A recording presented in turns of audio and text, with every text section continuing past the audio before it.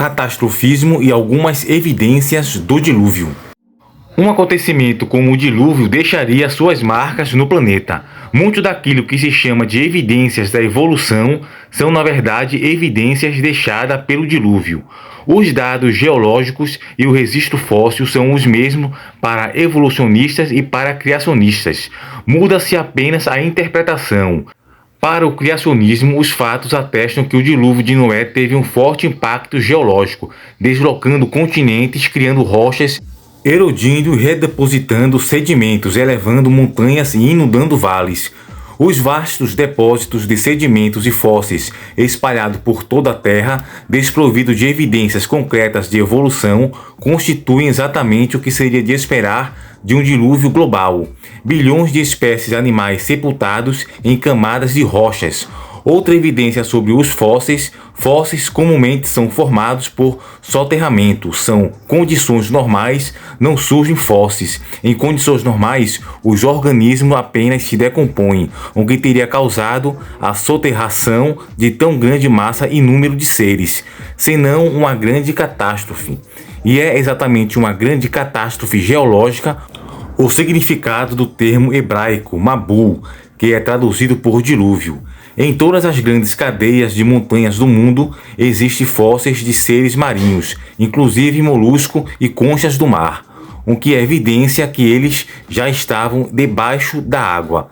Cerca da metade dos sedimentos sobre os continentes vieram do mar, porque tanto material marinho se depositou sobre os continentes.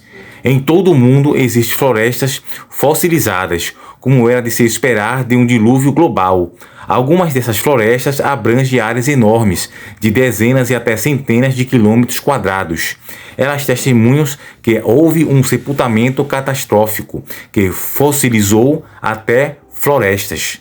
Não deixa de ser significativo também o fato de que as mais antigas civilizações conhecidas surgiram cerca de 300 anos após o dilúvio de Noé. Os registros históricos mais antigos que se conhecem têm cerca de 4.500 anos e são dessa época as civilizações mais antigas. As primeiras civilizações surgiram cronologicamente próximas do dilúvio e também com nomes e línguas, toponimologia, baseados nos filhos e netos de Noé. Isso é evidenciado nas línguas e civilizações mais antigas, todas relacionadas aos descendentes de Noé, como as línguas semíticas, camíticas e jefetitas.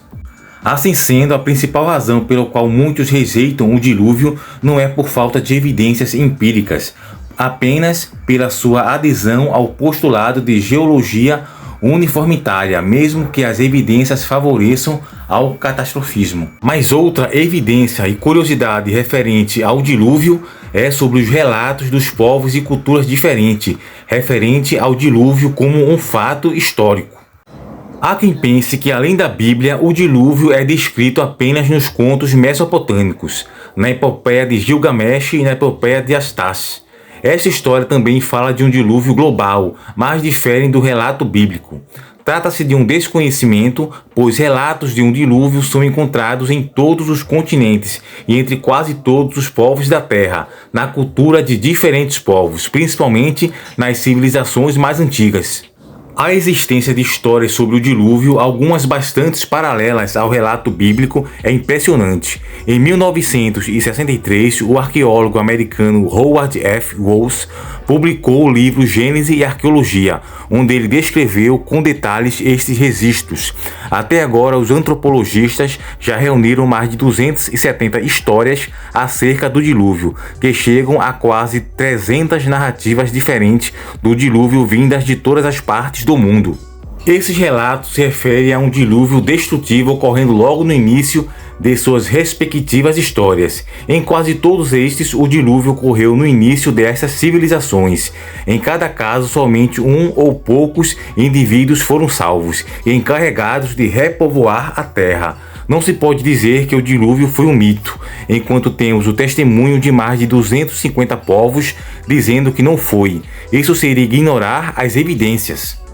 Há relatos do dilúvio em contextos culturais tão diferentes como mexicanos, algonquinos, havaianos, sumerianos, guatemaltecos, Babilônia, Pérsia, Síria, Turquia, Grécia, Roma, Rússia, China, Índia, Ilhas Fiji e os abogeneses na Austrália, algumas civilizações das Américas do Norte, Centro e Sul e muitos outros povos.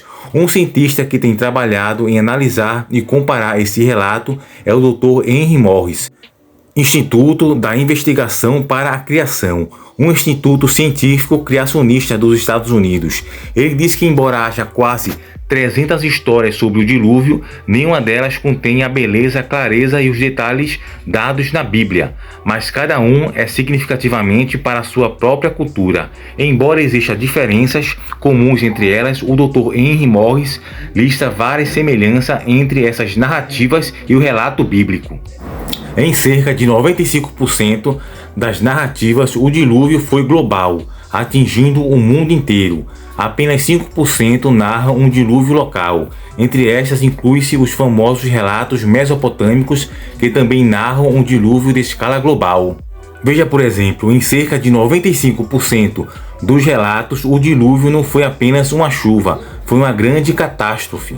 Em cerca de 88%, houve uma família que foi favorecida. Cerca de 66% eles foram avisados.